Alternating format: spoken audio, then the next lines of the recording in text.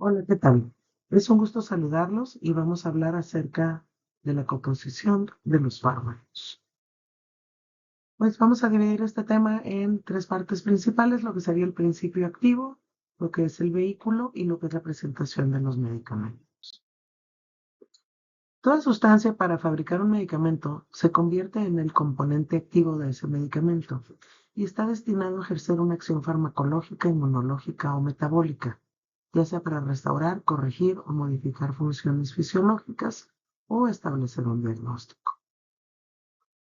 El vehículo es una sustancia líquida inerte usada en formulaciones farmacéuticas para diluir el complejo total hasta tener el peso determinado. Esta sustancia puede ser polar, semipolar o no polar. Lo más común es el agua, el alcohol, la glicerina, el ácido acético, el éter y algunos aceites. Los laboratorios combinan los compuestos para optimizar velocidad y grado de absorción de un fármaco. Las características del fármaco, la biodisponibilidad, va a depender de la forma farmacéutica que se emplee para administrar el fármaco. También el flujo sanguíneo, la vascularidad del tejido y la cantidad de fármaco van a influir en la concentración del fármaco en la sangre. La distribución del fármaco va a variar de acuerdo con el flujo sanguíneo o la vascularización regional de cada tejido u órgano y la cantidad de fármaco que cada tejido recibe. Depende de la concentración del fármaco en sangre. La magnitud del efecto varía por la velocidad a la que el fármaco penetra en los tejidos. Uno de los factores de los que depende la biodisponibilidad es la forma farmacéutica que se emplea para la administración del fármaco. Una parte muy importante es la absorción. Esta va a ser diferente para una tableta que para una cápsula o para una preparación de prolongación, de liberación prolongada. Si un comprimido se libera en el principio activo será demasiado rápido, tendremos valores altos en sangre que favorecen la toxicidad. Si en cambio el comprimido no se disuelve adecuadamente y tarda en liberarse su principio activo, gran parte del fármaco pasará a las heces sin haber sido absorbido. Ahora, las presentaciones de los fármacos, estas van a ser diferentes por la necesidad de que se absorban a diferentes tiempos, por diferentes vías y que se deglutan fácilmente, ya sea por niños como por ancianos. La industria da a los medicamentos una forma según las características de absorción, de transformación, latencia, distribución, vida media y excreción. Otra característica de las formas farmacéuticas es la presentación del producto. Esta va a ser una mezcla de uno o más principios activos con características físicas para su absorción, conservación, administración y biodisponibilidad. Cada forma farmacéutica tiene la dosis efectiva del principio activo del que se espera una acción primordial, ya sea combinado con adyuvantes que ayuden en su acción. Esta puede tener varios correctivos para contrarrestar el efecto nocivo del coadyuvante y también un excipiente o el vehículo que nosotros lo conocemos como vehículo CBP, si se trata de un líquido, y sirven para dar consistencia y facilitar el transporte. No se deben de modificar las formas farmacéuticas de los medicamentos, ya que con esta práctica se altera o se anula el efecto esperado. Ahora, básicamente tenemos cuatro presentaciones de los medicamentos, ya sean preparados sólidos, semisólidos, semilíquidos o gaseosos. Dentro de las sólidas tenemos de uso interno lo que son las cápsulas. Estas tienen un cuerpo hueco, un pequeño receptáculo, una textura dura o blanda, y dentro de ellas se dosifican los principios activos y los aditivos en una forma sólida, ya sea una mezcla de polvos con microgránulos o líquidos, como en algunas vitaminas. Tanto las cápsulas duras como las blandas pueden ser de liberación controlada y solo las blandas pueden encontrarse de tipo entérico, es decir, que se tomen por vía oral.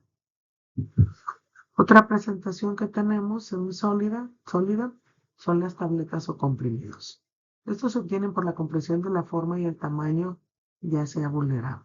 Este puede estar recubierto con diversas sustancias, tales como polímeros, ceras y plastificantes. Tenemos una gran variedad de tabletas, pueden ser efervescentes, sublinguales, pueden ser vaginales, pueden ser multicapa, pueden ser masticables y dispersables, en fin, diferentes presentaciones para diferentes efectos. Ahora ya lo que son las fórmulas semisólidas, tenemos como ejemplo los óvulos vaginales. Esta presentación sólida a temperatura ambiente contiene principios activos y aditivos. Tiene una forma ovoide, se prepara con cierto tipo de glicerina y de gelatina o también otros polietilglicoles. Esta se funde, se ablanda y se disuelve a la temperatura corporal y su uso principal es el vaginal. Entre las presentaciones semisólidas también tenemos la crema, que es una preparación líquida semisólida con principios activos y aditivos para obtener una emulsión generalmente como un cierto tipo de aceite en agua con un contenido de agua superior al 20%. También hay otros medicamentos que son como la pasta, ¿verdad? Que también es semisólida, tiene una alta concentración de polvos insolubles y puede ser en una base grasa u acuosa y se puede combinar también en jabones. Aquí podría ser un ejemplo, la pasta odontológica. Ya ve que tiene contenidos de diferentes tipos de sílices, ¿verdad? Para el pulido y son bastante frecuentes. También los supositorios, ¿verdad? Son preparados sólidos que están a temperatura ambiente y tienen sus principios activos y algunos aditivos. Esto tiene forma cónica y cilíndrica y puede ser introducido ya sea en el recto o en la uretra. Esto se puede fundir y ablandar a temperatura corporal y se utilizan principalmente cuando no puede ser utilizada la vía oral o cuando necesitamos una acción más local. En cuanto a las formas líquidas de uso interno, también tenemos el jarabe, que es bastante frecuente para el uso pediátrico y es una solución acuosa con carbohidratos como sacarosa, sorbitol y dextrosa. Esta puede estar disuelto en él o los principios activos y aditivos y hay que tener cuidado nada más con las dosis de estos medicamentos, ya que se calculan en proporción de cuántos miligramos contiene la cucharada y hay que calcular la dosis de acuerdo al peso del paciente, sobre todo en los casos de los pacientes pediátricos. También tenemos otras formas líquidas de uso interno, como pueden ser las suspensiones. Estas generalmente constan de dos fases, en una están los principios activos y los aditivos, y aquí se le puede agregar un líquido que ayuda a que al revolverse, ¿verdad? Se puede reconstituir y serán insolubles. Esto puede ser utilizado también para uso inyectable, uso oral. Aquí se usa principalmente en algunos antibióticos, también para algunos preparados dérmicos, oftálmicos o por ellos. Las pomadas o ungüentos con base lipo o hidrosoluble se adhieren y se aplican a la piel y las mucosas. Estos son hidrofílicos, es decir, su base permite que se una al agua y pueden ser también lavables.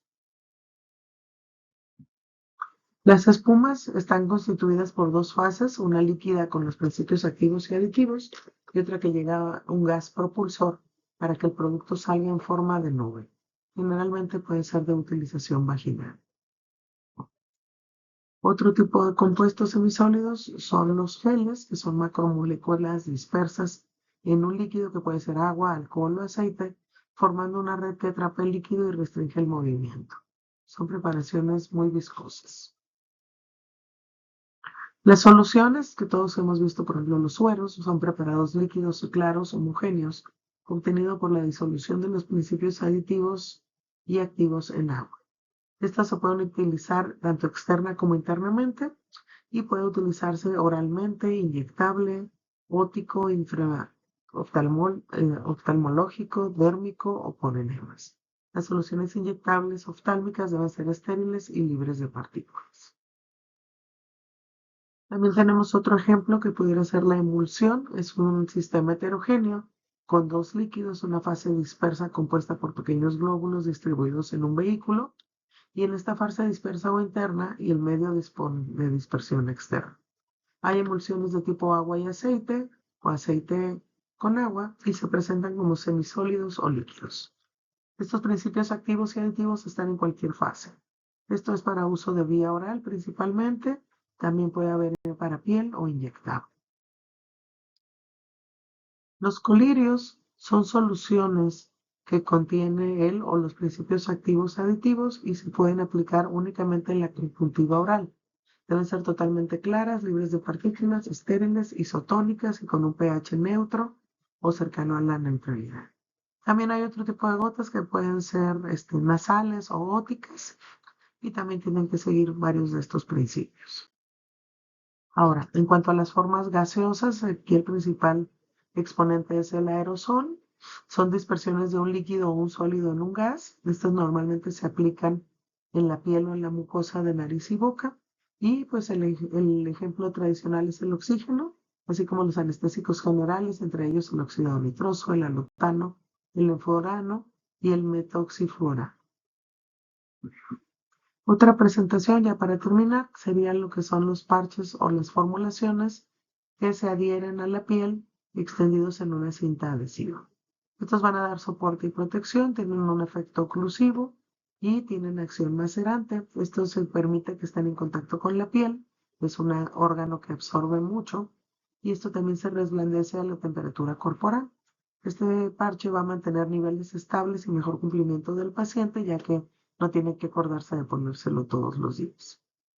Aquí vamos a poder obtener niveles de analgesia, medicamentos antihipertensivos, medicamentos para la angina de pecho y también preparados hormonales como los anticonceptivos o los parches que se utilizan en el climaterio.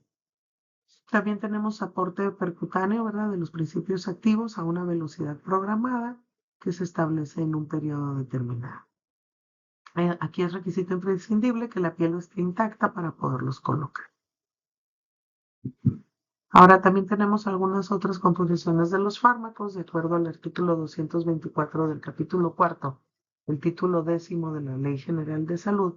Los medicamentos los vamos a poder clasificar de acuerdo a su forma de preparación en especialidades farmacéuticas, que son los preparados con fórmulas autorizadas por la Secretaría de Salud en el establecimiento de la industria físico-químico-farmacéutica. También hay otros medicamentos que se conocen como magistrales, que se preparan de acuerdo a la fórmula prescrita por el médico. Y también tenemos los que son oficinales, cuando la preparación se realiza de acuerdo con las reglas de la farmacopea de los Estados Unidos mexicanos. Y aquí venimos a hablar de lo que es la regulación sanitaria y la normatividad para producir estas formas farmacéuticas. Esto lo controla la farmacopea de los Estados Unidos mexicanos, que es una serie de normas, aparte de las normas oficiales mexicanas que se han emitido durante los últimos años. Como antecedente, tenemos que la normatividad no es una actividad reciente. Desde la antigüedad ya ha existido preocupación por preservar, regular y restablecer la salud, regulando los preparados que se utilizan. En México, los primeros antecedentes de este tipo de regulación de fórmulas farmacéuticas datan del siglo XIX. En 1821 se publicó por primera vez el Formulario Magistral y Memorial Farmacéutico. Esta obra fue considerada la primera farmacopea mexicana en donde se reglamenta la elaboración de los medicamentos, así como la uniformidad de los preparados farmacéuticos. En 1874 se publicó la nueva Farmacopea Mexicana a cargo de la Sociedad Farmacéutica Mexicana. Ya después, en el siglo pasado, en 1928, el general Plutarco Elías Calles promulgó la Farmacopea Nacional, aprobada por el Departamento de Salubridad Pública, y este fue obligatorio en toda la República Mexicana. Entró en vigor en 1930 y así se logró la unificación de la farmacia en todo el país. En 1952 ya se publica la segunda edición de la Farmacopea Nacional de los Estados Unidos Mexicanos por el Departamento de Control de Medicamentos de la Secretaría de Salud. Y ya más recientemente, en 1993, se emitió la norma oficial mexicana NOM 001 SAI número 93, que define la farmacopea de los Estados Unidos Mexicanos como el documento legal instituido por la Ley General de Salud. Aquí se establecieron los métodos de análisis y requisitos de identidad, pureza y calidad que garantizan que todos los fármacos, tanto como sus principios activos, los aditivos, los medicamentos, los productos biológicos como vacunas o hemoderivados, sean eficaces y seguros de acuerdo a las características del país. La publicación de la Farmacopea de los Estados Unidos Mexicanos se ha mantenido a cargo de la Secretaría de Salud. Esta publicación de la Farmacopea de los Estados Unidos Mexicanos se ha mantenido a cargo de la Secretaría de Salud hasta nuestros días. En el 2008 se publicó la 9ª edición de esta Farmacopea para continuar con la acción normativa para la obtención de productos de mayor calidad. En la actualidad, además de la publicación del libro, la Farmacopea es una institución cuya misión consiste en promover la salud pública al establecer, determinar y distribuir, a través de publicaciones, suplementos, soportes tecnológicos, los estándares de la calidad para la producción, almacenamiento y distribución de los fármacos. ¿Cuáles serían sus propósitos? Bueno, sería garantizar el uso racional de los principios activos, adaptándolos a la vía de administración adecuada. Además, aseguraríamos el nivel plasmático adecuado de los fármacos, favoreceríamos la conservación de los principios activos. Esto también nos ayudaría a protegerlos contra los factores de la alteración, como los cambios de temperatura, como aquí en Mexicali, y también enmascarar y corregir las características organopépticas, como los sabores y olores desagradables. Según la NOM, un medicamento genérico intercambiable, que son preguntas que nos hacen normalmente, tiene la capacidad de tener la misma sustancia activa y la misma forma farmacéutica, con igual concentración, con la misma vía de administración y especificaciones farmacopéicas iguales. Esto va a cumplir con las reglas y las pruebas reglamentarias, y también se ha corroborado que su disolución, biodisponibilidad, etcétera, sean equivalentes al medicamento innovador o al producto de referencia que está registrado en el catálogo de medicamentos genéricos intercambiables y se identifica con su denominación genérica. Por ejemplo, dos formas farmacéuticas iguales elaboradas por diferentes laboratorios con el mismo principio activo y la misma biodisponibilidad, nosotros los llamaríamos como bioequivalentes. En México, pues los medicamentos deben de pasar por pruebas de bioequivalencia para ser considerados genéricos intercambiables o equivalentes al fármaco innovador que tiene la patente original a nivel mundial. Las patentes de los medicamentos tienen un tiempo restringido dependiendo qué tipo de medicamento sea. Entonces, el laboratorio que invirtió en hacer toda la investigación solamente puede explotar ese medicamento por un periodo de tiempo específico, que pudieran ser desde 20, 10 años, dependiendo del medicamento que sea. Y por eso, inmediatamente, en cuanto se cumple ese tiempo, los laboratorios de fármacos independientes o los genéricos intercambiables empiezan a desarrollar estas fórmulas también.